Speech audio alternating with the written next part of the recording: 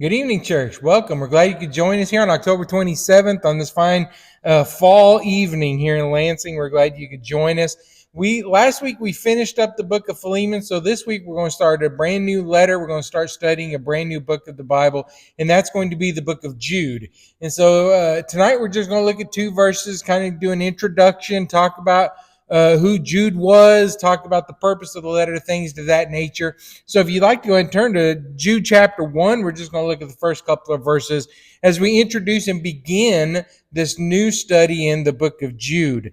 Jude is a very short book. It's not as short as Philemon. Philemon, we only took about a month to get through.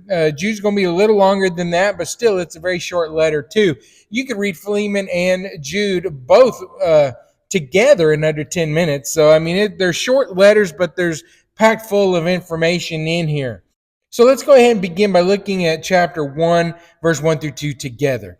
In verse 1, just look at verse 1 only. Jude 1:1, it says, Jude, a servant of Jesus Christ and a brother of James, to those who have been called, who are loved in God the Father and kept for Jesus Christ. So the first thing to study when you're looking at this book is who is Jude? He's the author of this. And so who is this guy? Well, the first thing I want you to understand is that Jude, literally, the name is in Greek is Judas, okay? The name is Judas. It's not Jude.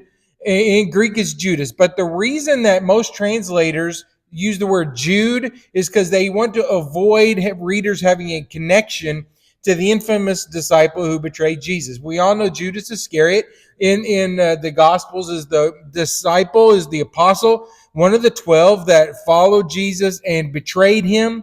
And as a result, that name kind of carries with it a kind of negative tone. And the translators understand that, and they don't want you to feel negative about this book in any way. And so they just gave him a nickname and said Jude, kind of called him that for short.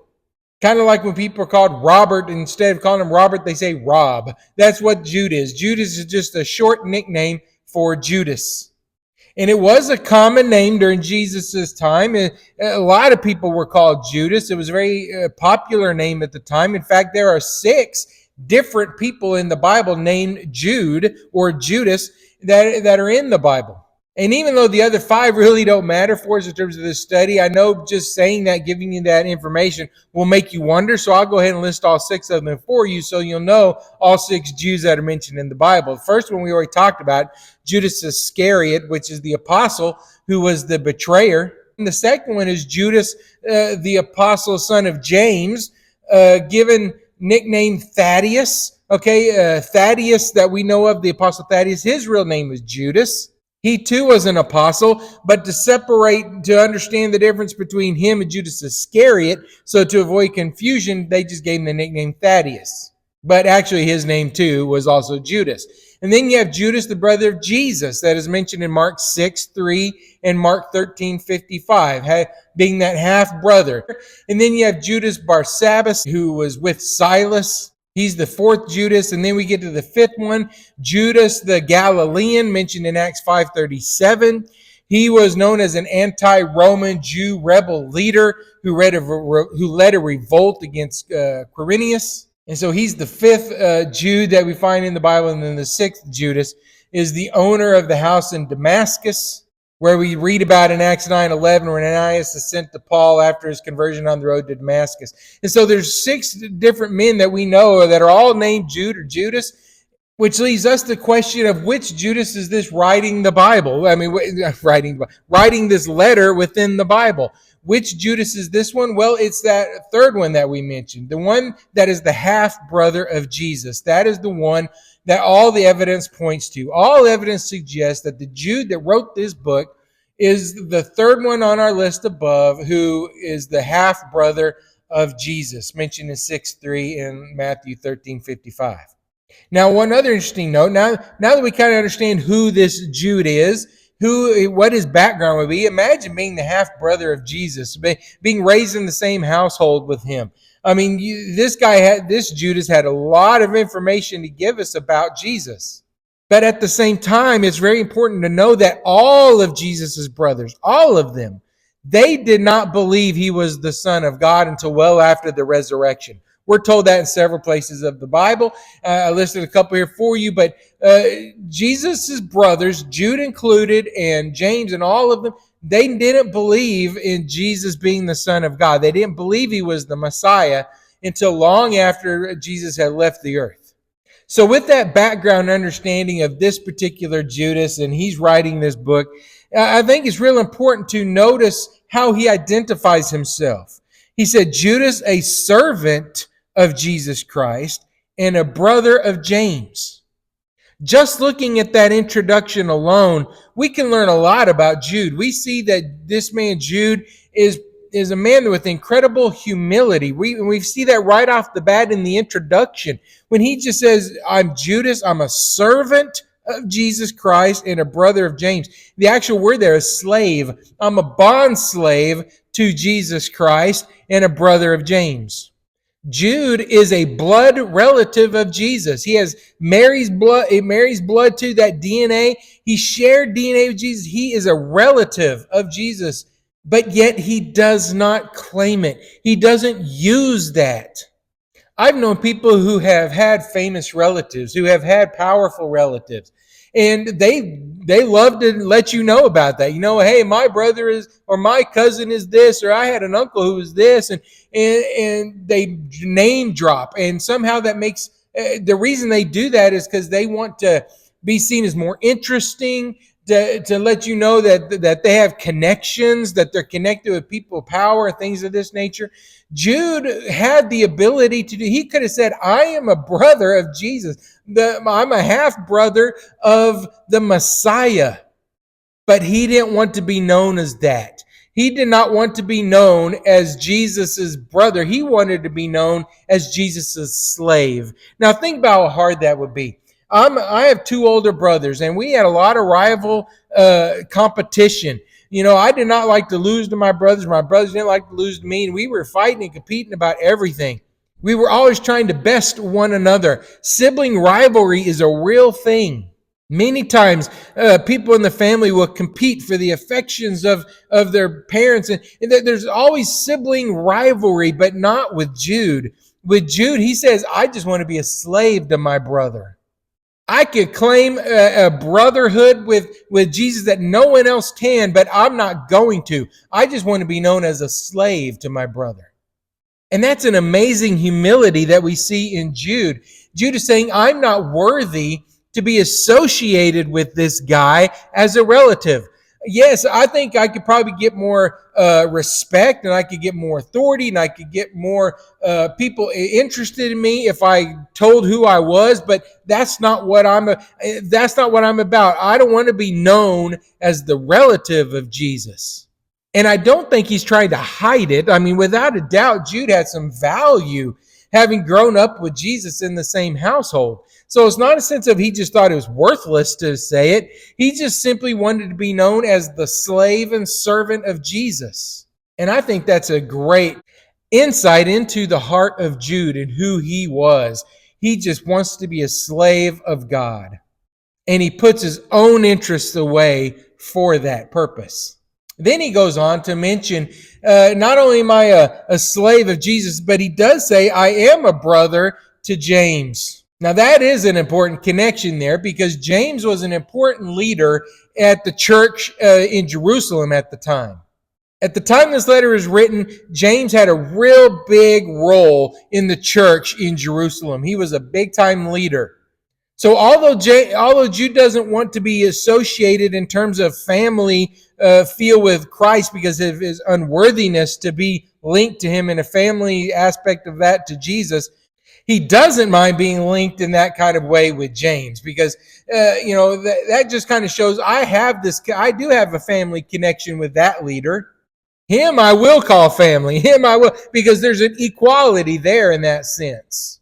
James is no Jesus, okay? Now, James might be a great leader. He may be an important intellectual within the church at the time, but he wasn't Jesus. Jesus was way high above James, way far above James. And so he says, I don't have he wants to be identified as not a family member of Jesus, even though he was, but he does want to be identified as a family member of James, because that shows a connection with another human being of which he would have some equality with.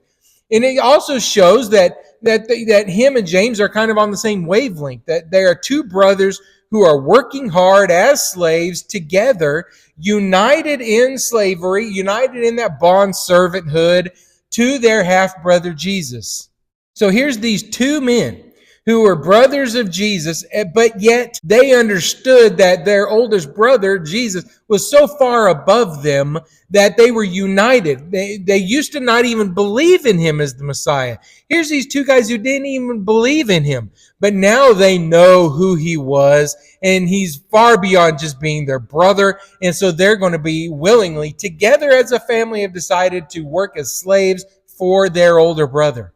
I think it's a beautiful picture of family and having no sibling rivalry. Sibling rivalry amongst Jude and James and the brothers and Jesus, it didn't exist. The brothers who once had all doubt, who did not believe in their brother as the Messiah, now they do. They're united in that decision together, and they're both working at it to both be servants to their older brother Jesus, who is the Messiah, who is God, who doesn't share the same father, but happens to share the same mother. What a beautiful picture in this introduction of who Jude is, and you see into his heart of who he is. And so now let's go ahead and shift into that. Now we see who wrote the letter and his heart and all about him. Let's talk about the receivers for a second, because this is really interesting in verse 1. He says, "To those who have been called, who have loved in God the Father and kept for Jesus Christ." So he doesn't specifically write to one individual church. Like a lot of times Paul would say to the Christians in Colossae, to the Christians in Philippi, to the Christians in Ephesus. And so you get all these specific addresses to these individuals, but not this letter. This letter is kind of written to anyone who falls under the heading of three things.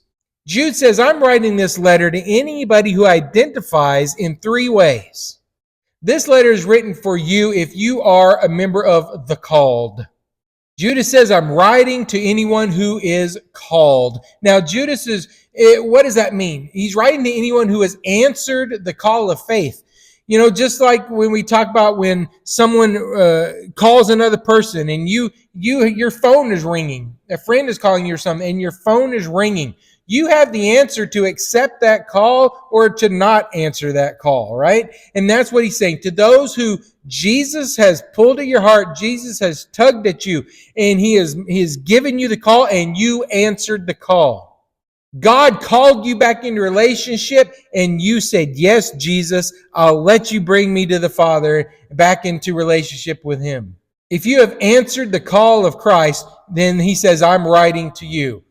To anyone, whether it was at that point in time or now today, anyone who is willing to answer the call of faith, when God calls you, then this letter is written for you. Then the second identification that he says, that I'm writing to anyone who is loved in God the Father. Now that particular phrase, loved in God the Father, is the way the NIV phrases it. Other translations you may have will say sanctified. In other words, I'm writing to those who are sanctified in God the Father. NIV chooses to use the word loved there. Now, what's the difference? Why the different words there? Well, it's kind of implied in sanctified, right? The word sanctified, it means to be set apart. It means to be holy. It means to be different.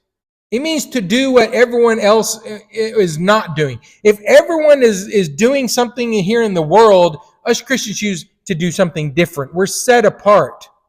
We're the odd ones that don't do what everybody else does. That's what being sanctified means. It means we're set apart, we're different. And that's what the actual word there is. But the word loved is a fine word there, because when we are set apart, when God has called us out of the world and we have come to Jesus in baptism, and we are given the gift of the Holy Spirit, and we're added into the church, we're no longer part of the world, we're part of God's kingdom. And so when we are sanctified, we're loved then by God. We're loved by God in a special way because we have the blood of Christ covering us, and we're back into relationship with the Father. Sin no longer separates me and the Father anymore because Jesus is taking care of it, and so therefore I have the love of God the Father. because Jesus has sanctified me. And so you can see how those words interrelate with one another. And so I think you have to look at both, look at different translations and the different wordings and put them together to really understand the word picture that Jude is trying to let us know here. He's saying, I'm writing to all of you who have answered the call of God, and to those who have been set apart, sanctified because of Jesus, and so therefore are loved by God. Those of you who are holy, who are different from the rest of people in the world, God loves you, and that this letter is written for you. Again, whether you live back in that time or whether you live in Lansing, this letter is written for you. And then the third identifier, it says there, for those who are kept for Jesus. Now that's, again, this is the way the NIV translates it. The phrase kept for Jesus is the NIV translation. Other translations say the preserved in Jesus. Now, when I think of that word preserved, I often think of, whenever you have a bunch of fruit. I remember one time in Fresno, California, we had a ton of grapes because we lived in the fruit basket of the world in Fresno. And we had a ton of grapes. I didn't know what to do with them. And so I turned them into jelly. And when we cooked it down and we made the jelly and then we put it into cans and we canned that jelly. We preserved those grapes in jars. We couldn't eat all those grapes at one time, so we preserved them. And we put them in an airtight jar, so that it be kept for another time when we could use it. And during that time, it wouldn't be rotting, it wouldn't be decaying, it wouldn't be getting old, because it was being preserved and kept. Those grapes and that jelly, it was being protected from the elements. It was being protected and guarded within that jar so that when we needed it, it would be there. And that's what this word is really trying to say here. The idea is the sense of Jesus is our guardian. We are preserved in Jesus. We're being kept because of Jesus. Jesus protects us and keeps us from that decay, keeps us from rotting, keeps us from the world's nasty elements getting to us. It's the idea of Jesus being our protector and our Savior. The reason I'm not worried about death, even if I die, He's saving me. He's keeping me for an eternal purpose. And that is the identification of those who this letter is written to. So if you have answered the call of faith today, right now in 2024, in October here in Lansing, if you have answered the call of faith, if you are different in your life, if you've been set apart, if you've been sanctified, if you're holy because of the way you live and because you maintain your faith in Jesus, and if you rely on Christ for your life and your needs and your daily protections, if you answer all those three identifications, then guess what? This letter is written for you. The next couple months, as we're going to be studying this book, this study is for you if you answer yes to any of those identifiers above. Jude has some lessons and some thoughts he wants you to know if you identify with these three things. If you fit these three identities, then Jude is writing to you. Now, why is he writing to us? That is the next question. What is the purpose of this letter? Well, as we go through it, we're going to see, but I want to just go ahead and give you a little foreshadow of what the reason he's writing these letters to any Christian who identifies with those things. This is not, like I said, this is not just to one set of group of people in this culture. This is to anyone who identifies with those three things. And the purpose of it is threefold in effect. There are three major things that he wants to get you to understand throughout as we study, and we're going to get more into it in weeks to come. But the first one is he wants to expose false teachers. He wants strong Christians, the ones who are called and who are set apart and are kept. He wants you to understand how to identify false teachers. False teachers are sly. A lot of times they're little foxes, and it's hard to draw them out in the open and to get them exposed because a lot of false teachers are so slick, man. They seem so logical and smart. They can easily fool you. And what Jude wants strong Christians to understand is how to identify false teachers so that you can avoid their tricks. And that's the first purpose of this letter. The second one is he wants to encourage Christians to remain faithful.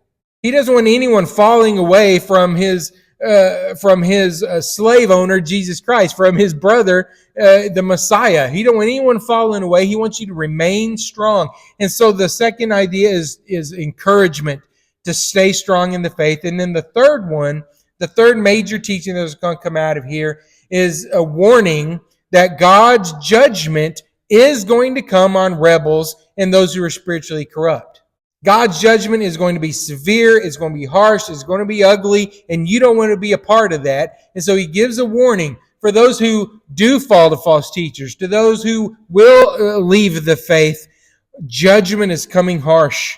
It's coming hard on you, and you will not be able to escape it. And that's kind of the third major purpose we're going to find. But those are really the reasons why he's writing to all Christians, but we're going to see that more as weeks to come. Let's go ahead and look at verse 2 as we close out this introduction to the letter here this evening. Verse 2 says, "Mercy, peace, and love be yours in abundance." So as you know, it was very typical in the Greek society to always give a greeting, some kind of a shalom, shalom type of greeting, especially coming out of the Jewish background. You always greeted with someone with a traditional greeting. We see Paul doing this a lot of time in his letters. And so here we see Jude giving him the standard Jewish customary greeting of mercy and peace. Mercy and peace was the standard greeting. Is what you would always, if you just walked each other bumped into each other at the market or saw each other on the street, a mercy and peace. It was just the standard greeting. You always, as a Jew, gave that type of greeting to one another when you saw each other or wrote a letter to each other. But Jude takes it one step further, and he adds a couple of things. He adds some things because they're Christians. They're not Jews. So he carried over that good Jewish practice of that standard greeting, but added two things to it because of the Christian way of life. The first one he adds to it, what did he say? He said, mercy, peace, and love. And so Jude adds love to that standard Jewish greeting. Now, Jews didn't walk around saying, "Love be to you," or "I hope you feel love today." All they said was mercy and peace to you. But Jude understood the Christian teaching, and so he added love. The Christians were taught, even in John 13:35, Jesus said, they will know you are a Christian by your love. That's how Christians are known. Christians are marked by their love. Jesus himself said it. You will be identified as a Christian by your love. That's how my followers are going to be known. So mercy and peace, they're great, and that's what Christians do give those things. But we're known for our love, and that's what Jude is saying here. Showing love to others is what makes Christianity unique. It's what sets us apart. Most of the religions in this world, whether they're Christian or non-Christian, whether they're Muslim or Buddhist, whatever, many religions have things in common. We all have respect for life. All believe murder is wrong. We all believe stealing is wrong. Every religion kind of teaches a lot of the same kinds of things in terms of values and intrinsic right and wrongs. But Christianity stands out from most all religions because they teach that love is one of the most important things that you need to be doing. And that's what Jesus said. That's how you're going to stand out above all the other false religions out there.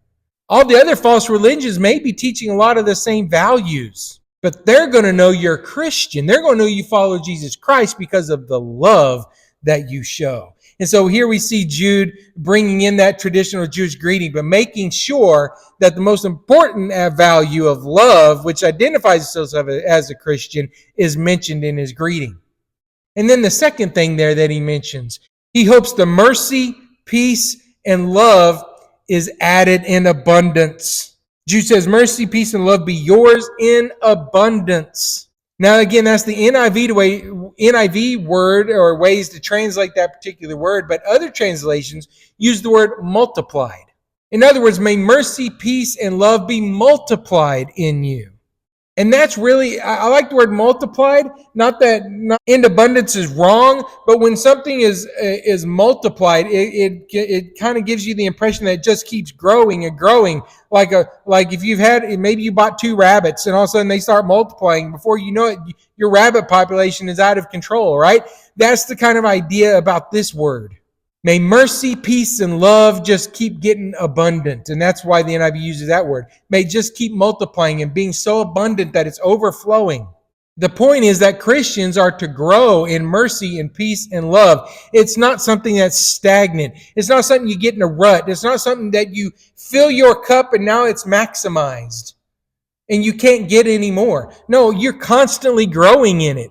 Every day it grows bigger and bigger and just keeps getting multiplied, which gives a great implied teaching here and a great implied meaning for us in the sense that Christians should have more mercy and give out more peace and show more love tomorrow than we did today.